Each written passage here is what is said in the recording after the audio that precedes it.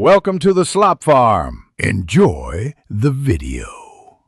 You start by confirming prerequisites, required power level, any quest chains, and if a key or token is needed. Once done, invite a balanced 6-player team and assign clear roles. You want someone focused on ads and one on mechanics. Make sure to load gear optimized for the encounter, elemental combos, and high single-target weapons. Then, queue or travel to the raid entrance, set comms, and run a fast checklist. Buffs, consumables, and respawn points. Now you begin the first pull. You now focus on the core execution.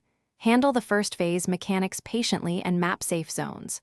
Once done, coordinate interrupts and elemental combos for shield breaks and stagger cooldowns so powerful abilities land in DPS windows. Make sure to rotate responsibilities: who clears ads, who keeps revives, and who manages timers so nothing clogs. Use voice calls for transitions and callouts. This prevents redundancy and keeps rhythm. If a phase requires stacking, move deliberately. You approach the endgame by lining up every heavy and ultimate for a synchronized burn on the final boss. This collapses enrage windows and secures the kill. Once down, loot immediately, complete any post-raid objectives, and verify weekly rewards. If runs fail repeatedly, diagnose the single biggest recurring issue, positioning, ad control, or timing, and change one variable at a time. Swap a weapon, alter role assignments, or rehearse the mechanic in small groups. That targeted fix usually breaks the failure loop.